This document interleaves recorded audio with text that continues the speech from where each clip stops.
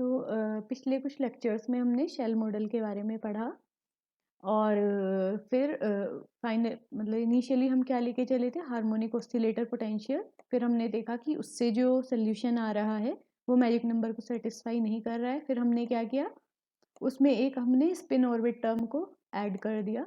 उसके बाद क्या हुआ, उसके बाद जो हमें एनर्जी लेवल्स मिले वो ये मिले थे। और फिर ये सेटिस्फैक्ट्रीली जो हमारे मैजिक नंबर्स हैं उनको एक्सप्लेन कर दे रहे हैं। ठीक है, अभी तक हमने ये सब पढ़ा शेल मॉडल में। तो अभी हम देखेंगे अपने कुछ न्यूक्लियाई को, और कैसे जो न्यूक्लियाई के हमारे उसमें जो न्यूट्रॉन्स एंड प्रोटॉन्स हैं वो कैसे फिल होते हैं इन एनर्जी लेवल्स में, वो हम देखेंगे। तो सबसे पहले हम इवन न्यूक्लियाई लेकर चलते हैं। न्यूक्लियाई बताया था कि 4 टाइप के थे, even odd even and odd odd. ठीक है, तो अभी हम सबसे पहले इवन न्यूक्लियाई के बारे में बात कर रहे हैं। तो इवन का मतलब क्या था, जिनमें न्यूट्रॉन्स और जो उनके प्रोटॉन्स हैं वो दोनों ही इवन नंबर्स हैं। ठीक है, तो पहला एग्जाम्पल हम लेते हैं ऑक्सीजन 8O16। तो इसमें कितने हमारे प्रोटॉन्स हो गए, प्रोटॉन्स हमारे हैं यहाँ पर 8, और न्यूट्रॉन्स कितने हैं हमारे, न्यूट्रॉन्स भी यहाँ पर 8 हैं। ठीक है, तो इन्हें हमें फिल करना है अपने एनर्जी लेवल्स में। और दूसरी चीज़ जो हमें ध्यान रखनी है कि जो हमारे प्रोटॉन्स और न्यूट्रॉन्स हैं वो सिंस डिफरेंट पार्टिकल्स हैं, तो उनकी जो फिलिंग होगी, उनके करस्पॉन्डिंग जो एनर्जी लेवल्स हैं वो डिफरेंट होंगे। प्रोटॉन्स को आप अलग फिल करोगे और न्यूट्रॉन्स को आप अलग फिल करोगे। ठीक है, तो अभी हम प्रोटॉन्स के लिए देखते हैं, क्योंकि जैसे प्रोटॉन्स फिल होंगे इन एनर्जी लेवल्स में वैसे ही न्यूट्रॉन्स फिल होंगे, बस एनर्जी लेवल्स उनके अलग अलग होंगे। ठीक है, तो हम सिर्फ प्रोटॉन्स के लिए देख रहे हैं अभी। ठीक है, तो प्रोटॉन्स के लिए आप देखिए कि ये जो आपका फर्स्ट जो ग्राउंड स्टेट है वो क्या है, 1s12। तो 1s12 में कितने पार्टिकल्स आ सकते हैं, क्योंकि यहाँ पर J की वैल्यू हो गई हाफ, और इसके करस्पॉन्डिंग जो एनर्जी स्टेट्स बनेंगी वो क्या क्या बनेंगी, बताया था जैसे कि mj क्या होता है, -J2 + J। ठीक है, ये होती है हमारी J के करस्पॉन्डिंग mj की वैल्यू। तो ये क्या दिखा रहा था फाइनली, हमारी डीजेनरेसी, कि हमारी जो डीजेनरेसी थी वो 2J + 1 होती है। और डीजेनरेसी का मतलब क्या था कि सेम एनर्जी के करस्पॉन्डिंग कितने एनर्जी लेवल्स पॉसिबल हैं। तो इस वाली स्टेट में हमारी जो 1s12 है इसके करस्पॉन्डिंग हमारी दो दो वैकेंसीज हैं, यहाँ पर हम 2 पार्टिकल्स फिल कर सकते हैं। ठीक है, +12 और -12 के करस्पॉन्डिंग। ठीक है, तो अब जो हमारे इनिशियल जो हमारे 8 में से जो इनिशियल 2 हमारे प्रोटॉन्स या न्यूट्रॉन्स होंगे उनको हमने फिल कर दिया 1s12 में। ठीक है, और उसके बाद नेक्स्ट आता है 1p 3/2। 3/2 में कितने पार्टिकल्स फिल हो सकते हैं, 4। कैसे, क्योंकि ये कैसे होगा, हमारी जो स्टेट्स बनेंगी वो क्या क्या बनेंगी, +3/2 +12 -12 एंड -3/2। ठीक है, तो इस तरह से इसके करस्पॉन्डिंग हमारे पास 4 स्टेट्स हैं। तो यहाँ पर हमारे 4 पार्टिकल्स फिल हो गए। उसके बाद नेक्स्ट है 1p12। इसमें फिर से आपके कितने पार्टिकल्स आ सकते हैं, 2, हाफ के करस्पॉन्डिंग +12 और -12। तो इस तरह से क्या हुआ, आपके जो 8 आपके प्रोटॉन्स या न्यूट्रॉन्स हैं वो आपके फिल हो गए हैं यहाँ तक। ठीक है, तो अभी हम क्या देखते हैं, ठीक है, पहले ये हम सिस्टम लेके चले हैं, तो इसके करस्पॉन्डिंग हम देखेंगे कि इसका एंगुलर मोमेंटम क्या होगा इस सिस्टम का। और दूसरी चीज़ जो हम देखेंगे वो होगी पैरिटी। ये 2 चीज़ें हम इस सिस्टम के लिए देखते हैं कि क्या आती हैं। तो पहले एंगुलर मोमेंटम देखते हैं। तो इसके करस्पॉन्डिंग आप देखो कि यहाँ पर 2 पार्टिकल थे आपके, यहाँ पर 4 थे और यहाँ पर 2 पार्टिकल्स थे। तो जो टोटल एंगुलर मोमेंटम होगा उसके लिए आप ये जितने भी पार्टिकल्स हैं इन सबका एंगुलर मोमेंटम ऐड कर देंगे, सिंपल। तो अब देखते हैं कि क्या आएगा। तो पहले ये 2 पार्टिकल्स की बात करो। ठीक है, तो ये 2 पार्टिकल्स किस स्टेट में फिल हुए, एक आया था आपका +12 स्टेट में, तो दूसरा आया था आपका -12 स्टेट में। तो एक पार्टिकल यहाँ आ गया, एक पार्टिकल यहाँ आ गया, तो इनके एंगुलर मोमेंटम यहाँ पर आप देखिए +12 था और यहाँ पर -12। तो जब आप इन दोनों को ऐड करेंगे तो क्या मिलेगा, 0। तो इसका मतलब जो ये यहाँ पर 2 पार्टिकल्स आपके आए थे इन्होंने एक दूसरे के एंगुलर मोमेंटम को कैंसिल कर दिया है। वैसे ही यहाँ पर आपके 4 पार्टिकल्स हैं, तो उसमें से +3/2 +12 और -12 एंड -3/2 इन स्टेट्स में आपके पार्टिकल्स थे, चारों फील्ड हैं आपके। तो फिर से आपका जो टोटल एंगुलर मोमेंटम है वो क्या हो जाएगा, 0। इन सबको अगर आप ऐड कर दोगे, सेम क्या होगा यहाँ पर 1p हाफ में भी यहाँ पे 2 पार्टिकल्स आएंगे, वो भी एक दूसरे के जो एंगुलर मोमेंटम है उसको कैंसिल आउट कर देंगे। तो इससे हमें क्या पता चला कि यहाँ पर क्या होता है, जो आपके जो पार्टिकल्स फिल हो रहे हैं और जब वो इवन है, इवन पार्टिकल्स अगर आप फिल कर रहे हो एक टाइप के प्रोटॉन्स या न्यूट्रॉन्स, तो क्या हो रहा है, वो एक दूसरे को कैंसिल आउट कर दे रहे हैं, क्योंकि जो फिलिंग हो रही है वो कपल में हो रही है। ठीक है, जो मतलब हर एक जो पार्टिकल है वो पेयर में जा रहा है आपके जो स्टेट्स हैं उनमें, तो इस वजह से वो एक दूसरे के एंगुलर मोमेंटम को कैंसिल कर देते हैं। तो जो ऐसे न्यूक्लियाई हैं जो जिनमें even protons and even neutrons हैं, उनके केस में क्या होगा कि जो आपका एंगुलर मोमेंटम है रिजल्टेंट, वो हमेशा क्या होगा, 0। ठीक है, और अब देखते हैं हम पैरिटी। अब पैरिटी का आपको पता है कि पैरिटी के लिए हमने जो एक्सप्रेशन आया था हमारा, वो क्या आया था कि वो होता है -1⁻⁷L। एल क्या है, एजीमुथल क्वांटम नंबर। तो यहाँ पर पैरिटी निकालनी है आपको, उसके लिए फिर से जो आपके पार्टिकल्स आपने फिल किए थे 8 पार्टिकल्स यहाँ पर, उन सबकी पैरिटी को क्या करते हैं, मल्टीप्लाई, एंगुलर मोमेंटम में एडिशन करते हैं और पैरिटी में क्या करते हैं, मल्टीप्लाई कर देते हैं सारी पैरिटी को। तो जब आप ये करेंगे, हर एक पार्टिकल के लिए पैरिटी निकाल के मल्टीप्लाई करेंगे, तो आपको हमेशा एक पॉजिटिव साइन मिलेगा, और ये किसके लिए, इवन इवन न्यूक्लियाई के लिए। तो इस तरह से हमें ये पता चला कि जब भी इवन इवन न्यूक्लियाई है उसके लिए एंगुलर मोमेंटम हमेशा 0 होगा, और उसकी जो पैरिटी है वो हमेशा ही पॉजिटिव होगी। ये आप कैलकुलेट करके देखना, ये पॉजिटिव ही आएगी।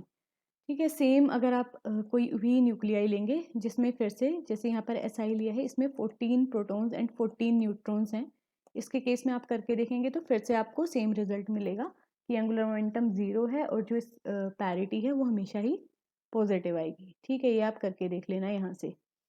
ठीक है, तो अभी हम देखते हैं ऐसे न्यूक्लियाई जिनके जो क्या बोलते हैं, जिनका जो टोटल ए नंबर है, ए नंबर जो यहाँ पर लिखा होता है प्रोटॉन्स प्लस न्यूट्रॉन्स का जो सम है वो ओड है, और वो कैसे है कि उनका जो न्यूक्लियाई हैं उनमें क्लोज शेल जो है उससे या तो एक पार्टिकल ज़्यादा है या फिर एक पार्टिकल कम है। पीछे जो हमने देखे थे इनमें क्या हो रहा था, जो शेल हैं वो आपके कम्प्लीटली फिल्ड हो रहे थे, राइट, कि हर एक शेल में जितनी भी वैकेंसी थी वो सारी की सारी फिल हो जा रही थी। अब यहाँ पर क्या हो रहा है कि आपका या तो एक पार्टिकल ज़्यादा है फिल होने के बाद भी, क्लोज शेल होने के बाद, या फिर एक पार्टिकल कम है क्लोज शेल होने के लिए। तो इसका एग्जाम्पल हम देखते हैं कि ये कार्बन का एग्जाम्पल है। तो यहाँ पर 6 प्रोटॉन्स हैं और 7 न्यूट्रॉन्स। तो हमें क्या ध्यान देना है कि जो भी नंबर इवन है, चाहे वो प्रोटॉन्स हैं चाहे वो न्यूट्रॉन्स हैं, तो जो इवन वाले हैं उन्हें हम छोड़ देंगे। जैसे कि यहाँ प्रोटॉन 6 हो गया और न्यूट्रॉन 7। तो जो प्रोटॉन्स हैं उनके लिए हम कैलकुलेट नहीं करेंगे, क्यों, क्योंकि इसका हमें ऑलरेडी पता है कि इसका एंगुलर मोमेंटम 0 आएगा और जो पैरिटी है वो पॉजिटिव आएगी, तो इसका कोई कॉन्ट्रीब्यूशन नहीं हो रहा है। अब सब कुछ किस पे डिपेंड करेगा, जो भी आपका ओड नंबर है, चाहे वो प्रोटॉन्स ओड हैं चाहे वो आपके न्यूट्रॉन्स ओड हैं। तो इस केस में न्यूट्रॉन्स ओड हैं, तो हम सिर्फ न्यूट्रॉन्स के लिए कैलकुलेट करेंगे कि एंगुलर मोमेंटम एंड पैरिटी क्या होगा, वो ही रिजल्टेंट वैल्यू देगा फॉर दिस सिस्टम।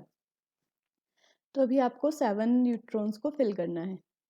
तो यहाँ पर आपके फिर से 2 पार्टिकल्स आ गए, यहाँ पर 4 पार्टिकल्स आ गए, और यहाँ पर सिर्फ एक पार्टिकल आया आपका। ठीक है तो बाकी जो स्टेट्स आई आपकी 2, 4 और 1, तो इनमें आप फिर से देखिए, इनमें फिर से ये पैर है, एक 2 पार्टिकल्स हैं, फिर से ये एक दूसरे के एंगुलर मोमेंटम को कैंसिल कर देंगे। वैसे ही जो ये वाले पार्टिकल्स हैं ये भी एक दूसरे के एंगुलर मोमेंटम को कैंसिल कर देंगे और साथ ही पैरिटी भी पॉजिटिव कर देंगे। तो सिर्फ एक पार्टिकल जो बचा जो बिना पैर के है वो ये पार्टिकल है। तो इस पार्टिकल के करस्पॉन्डिंग जो भी आपका एंगुलर मोमेंटम होगा या पैरिटी होगी वो ही आपका रिजल्टेंट होगा फॉर दिस सिस्टम। ठीक है, तो हम देखते हैं कि वो भी क्या होगा। तो ये देखिए कि जो आपका ये लास्ट पार्टिकल बच रहा था वो कौन सी स्टेट में है, ये है आपका पी हाफ स्टेट में, राइट। तो इसके करस्पॉन्डिंग जो आपका एंगुलर मोमेंटम आया वो कितना है, वो है आपका हाफ। जे की वैल्यू क्या है यहाँ पर आपकी, हाफ है। ठीक है, और उसके बाद क्या है कि आपको देखनी है पैरिटी। तो पैरिटी क्या होती है, -1⁻⁴ L, तो यहाँ पर L है आपका कितना, सिंस ये P हो गया, P के लिए L होता है 1, तो आप यहाँ पर -1⁻1 रखोगे तो आपको क्या मिलेगा, नेगेटिव, राइट। तो फिर इसका मतलब आपकी जो यहाँ पर पैरिटी आई वो आई नेगेटिव, और जो एंगुलर मोमेंटम आया वो क्या आया आपका, हाफ। ठीक है, तो इस तरह से जो ओड न्यूक्लियाई हैं, ऐसे न्यूक्लियाई जिनमें उनका या तो प्रोटॉन नंबर ओड है या फिर उनका न्यूट्रॉन नंबर ओड है, उनके लिए जो पैरिटी और एंगुलर मोमेंटम है हम ऐसे कैलकुलेट करते हैं। ठीक है, तो अभी आगे देखते हैं, एक और एग्जांपल देखते हैं इसका। तो ये है आपका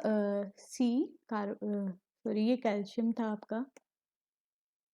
ठीक है, तो कैल्शियम देखते हैं, यहाँ पर इसके 20 प्रोटॉन्स हैं और 19 इसके न्यूट्रॉन्स हैं। तो फिर से जो आपके प्रोटॉन्स हैं वो तो E1 हो गए, तो इसके करस्पॉन्डिंग हम फिर से कैलकुलेट नहीं करेंगे क्योंकि एंगुलर मोमेंटम 0 होगा और पैरिटी पॉजिटिव, तो इसका कॉन्ट्रीब्यूशन कोई काम नहीं आएगा। ठीक है, तो हम सिर्फ न्यूट्रॉन्स के लिए देखते हैं यहाँ पर भी। तो न्यूट्रॉन्स हैं आपके यहाँ पर 19, तो जो 19 है उन्हें आप फिल करिए। तो कैसे फिल होंगे, तो आपके 2 यहाँ पर आ गए, 4 यहाँ पर आ गए, 2 यहाँ पर आए, उसके बाद आपके जो बचे हैं बाकी वो आएंगे 1D 5/2। तो कितने बच रहे हैं, 4 5 6 7 8 6 आपके 1D 5/2 में आ गए। फिर 2 यहाँ पर आए और यहाँ पर आपके कितने आए, 3। ठीक है, तो इस तरह से आपके 19 जो है वो फिल हो गए। तो अब आप देखिए ये शेल फिर से कम्प्लीटली फिल्ड हो गया, तो इसको हम छोड़ देंगे। 1P 3/2 1P 1/2 इनमें भी कम्प्लीटली फिल्ड हो गए, तो इन्हें भी हम छोड़ देंगे। तो अभी जो 1D 5/2 था वो भी कम्प्लीटली फिल्ड हो गया, 6 वैकेंसी थी, 6 फिल हो गई। नेक्स्ट जो आपका 1/2 था उसमें 2 वैकेंसी थी, दोनों फिल हो गए। तो सिर्फ जो आपका ये 1D 3/2 था इसमें वैकेंसी थी 4 की, पर आए कितने आपके, 3। तो यहाँ पर एक वैकेंसी जो है वो आपकी खाली रह गई। तो ऐसे केसेस में क्या किया जाता है, ठीक है, जब आपका क्या हो रहा था, पिछले केस में क्या हो रहा था कि जो आपकी स्टेट थी उसमें सिर्फ एक एक्स्ट्रा आ रहा था, मतलब क्लोज शेल के बाद आपका एक एक्स्ट्रा जा रहा था। तो इस केस में क्या कर रहे थे हम, जो ये एक्स्ट्रा था उसके करस्पॉन्डिंग एंगुलर मोमेंटम और पैरिटी निकाल लेते और वही हो जा रहा था। पर इस केस ऐसे केसेस में क्या होगा, जहाँ पर क्या है, हमारा शेल फिल होने से सिर्फ एक कम बाकी रह गया है ना, कि अगर यहाँ पर 4 होते तो ये कम्प्लीटली फिल्ड हो जाता, पर एक्चुअली हमारे पास कितने हैं, सिर्फ 3 है जो यहाँ पर फिल हो रहे हैं। तो हमारे पास यहाँ पर एक एक्चुअली एक वैकेंसी रह गई है यहाँ पर।